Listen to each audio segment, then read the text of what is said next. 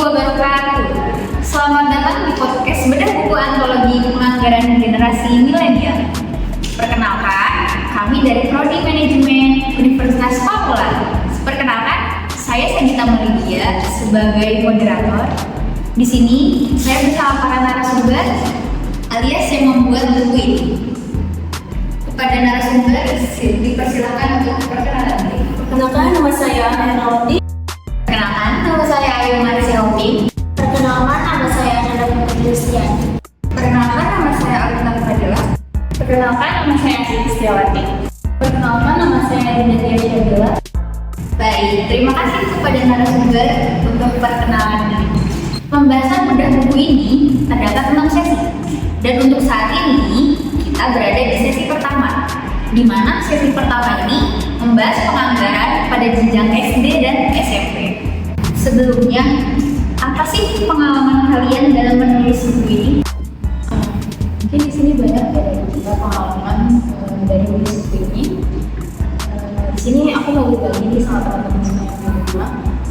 Di sini ada pengalaman yang benar-benar mungkin bisa jadi tambahan pengetahuan buat teman-teman di rumah. Gimana sih pengelolaan keuangan siswa SMP atau SD?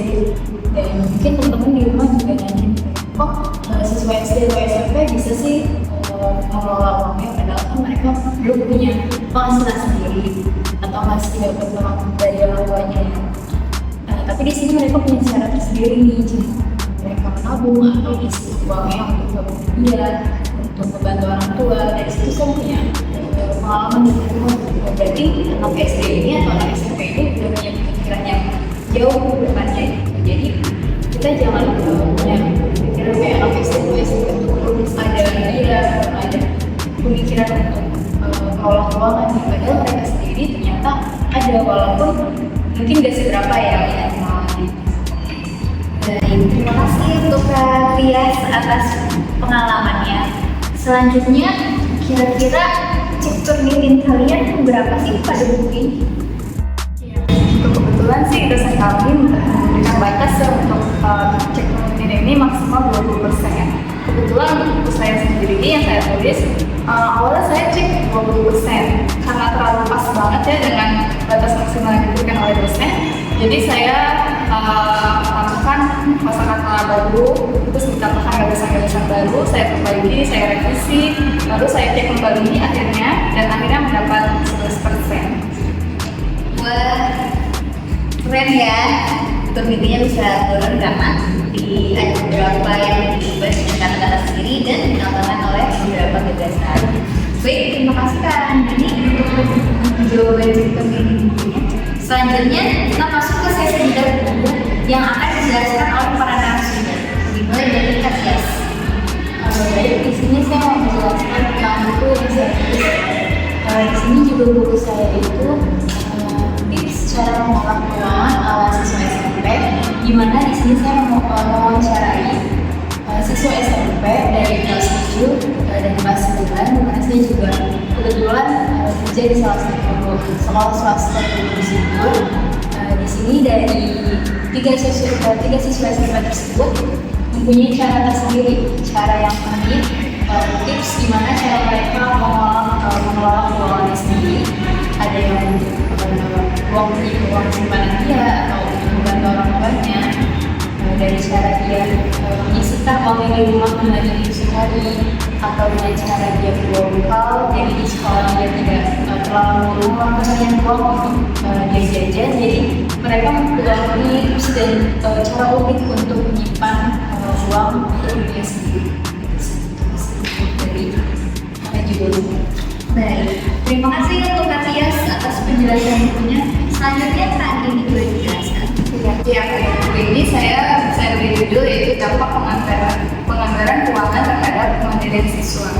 Di sini saya mewawancarai seorang siswa, dia berusia 13 tahun, di mana dia sudah benar-benar bisa mengelola keuangan dia sendiri. Tentunya di sini peran orang tua sangat membantu ya, karena di lingkungan keluarga dia yang sudah diajarkan cara mengelola keuangan dengan baik. Lalu di sekolah juga memang mereka sudah diajarkan dengan cara mereka untuk mengelola keuangan dengan baik itu gimana. Nah, di sini dia memberikan pendapat ini dampak dari dia bisa melakukan keuangan dia dengan baik. Tentunya di sini mereka bisa lebih mandiri untuk melakukan keuangannya, terus lebih bertanggung jawab, dan mereka sudah memiliki target tersendiri untuk masa depan mereka, mulai dari nabung untuk jenjang selanjutnya, pendidikan selanjutnya, dan apapun yang ingin mereka beli, mereka tidak bergantung lagi kepada orang tua mereka. Jadi mereka sudah bisa melakukan keuangan dengan baik. Baik, terima kasih penjelasannya Kak Adi. Selanjutnya Kak Alita. Kalau ini kan judul buku yang saya buat ini adalah manfaat penganggaran keuangan di anak sekolah menengah pertama. Jadi pembahasan di situ ada manfaat apa aja sih yang bisa diterima sama remaja sekarang kalau misalkan dia udah bisa, kalau dia udah mempelajari bagaimana cara melakukan penganggaran, mengelola keuangan. Nah, salah satu manfaat yang bisa diterima tuh dapat membentuk pribadi yang memiliki pola hidup hemat dan tidak boros. Misalkan anak SMP itu kan dia peralihan dari masa anak-anak ke remaja ya. Jadi kayak mulai banyak keinginan, mulai banyak kemauan. Nah, jadi buku ini tuh memberikan manfaat yang banyak buat anak-anak. Nah, jadi makanya pembahasan di buku ini itu mengandalkan siswa-siswi itu untuk gimana sih cara melakukan pengelolaan keuangan biar dia itu bisa makin uangnya dengan bijak gitu. Nah, peran orang tua itu juga sangat penting loh buat kasih tahu edukasi tentang penganggaran keuangan dari mulai yang kecil, karena semua awal tentang pendidikan itu kan didapat dari orang terdekat ya. Nah, orang terdekat itu orang terdekat itu dalam hidup itu ada keluarga. Sekian dari saya. Baik, terima kasih Kak Alita. Selanjutnya ada Judul buku yang saya buat, kok bisa ya anak SD mengelola uang jajan mereka. Pentingnya pendidikan keuangan sejak dini, tidak bisa diragukan lagi siswa sekolah dasar dengan uang jajan mereka untuk pengelolaan keuangan mereka. Sekian dari saya, makasih. Nah, kalau aku sendiri itu kebetulan lebih ke pengalaman sih Kak. Jadi aku itu mewawancarai seorang anak SD. Aku menanyakan bagaimana pengalaman dia dalam mengelola keuangannya. Nah, dari situ aku belajar ya. Menurut aku tuh peran orang tua penting banget gitu loh buat mendidik anak-anak untuk mempunyai kepribadian yang bagus dalam mengelola uang. Nah, karena kebetulan anak SD yang aku wawancara ini dia masih SD kelas 3 dan dia udah keren banget loh Kak. Jadi kayak dia itu udah tahu mana yang namanya keinginan sama kebutuhan. Nah, kalau aku tanya sih dari anak SD ini, dia bilang dia dapat hal itu, dia belajar hal itu dari orang tuanya. Jadi dari awal dia udah diajarkan sama orang tuanya bahwa tidak semua hal itu bisa harus didapatkan sekarang ini juga.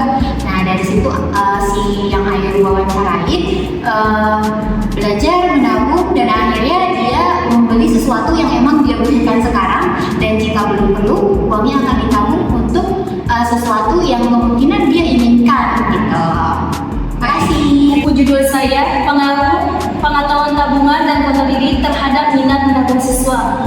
Keuangan sangat penting untuk siswa agar tidak keliru saat menentukan suatu keputusan. Apabila siswa mempunyai pengetahuan tentang keuangan yang kurang, maka siswa dapat mengalami kerugian. Barangkali dikarenakan terjadi inflasi. Inflasi bisa datang kapan saja. Salah satunya pengeluaran yaitu berkaitan dengan kebiasaan dan perlu dilakukan dengan membangkitkan minat menabung. Sekian dan terima kasih. Baik, terima kasih kepada narasumber yang sudah menulis buku ini. Karena pada sesi ini kita membahas tentang penganggaran anak SD dan SMP yang kita kira mereka masih kecil loh, belum mengerti tentang penganggaran. Ternyata berdasarkan narasumber yang sudah dijelaskan oleh kakak-kakak ini, mereka juga bisa loh menganggarkan keuangan yang telah diperoleh dari orang tuanya. Pasti hal tersebut juga atas dasar pengawasan dari orang tua mereka. Nah, selanjutnya, apakah nama kalian tercantum dalam buku ini? Ya, pasti nama kita udah tercantum dalam buku. Dan juga bisa ditawarkan sih biodata kita sendiri dalam buku itu. Baik. Berarti kalau misalnya biodatanya dicantumkan di judul-judul kalian, berarti otomatis nama kalian tertulis ya. Oke, terima kasih. Kira-kira siapa sih yang kasih ide dengan pembuatan buku ini? Oke, kebetulan yang memberikan ide tentang buku ini itu dosen pengampu mata kuliah pelanggaran dosa yaitu Bapak Mutawara. Wah, keren sekali ya Bapak dosen kita, Bapak Mutawara di sana telah menginspirasi kita untuk menulis buku penganggaran ini. Kalau boleh tahu nih, di mana sih buku ini diterbitkannya? Nah, kalau untuk bukunya sendiri itu akan diterbitkan oleh penerbit yang sudah resmi Kak, yang sudah terdaftar di IKAPI, yang sudah ber-ISBN. Jadi tentunya sudah aman gitu. Baik, terima kasih ya. Ternyata buku ini bukan hanya untuk pemenuhan nilai tugas ya, tapi buku ini juga diterbitkan di penerbit yang memang sudah terjamin aman. Terima kasih untuk teman-teman yang sudah menulis buku ini, yang sudah mewawancarai beberapa anak-anak SD dan SMP yang kita kira anak SMP, anak SD itu yang masih kecil belum tahu penganggaran, ternyata mereka juga sudah mengerti tentang penganggaran. Luar biasa.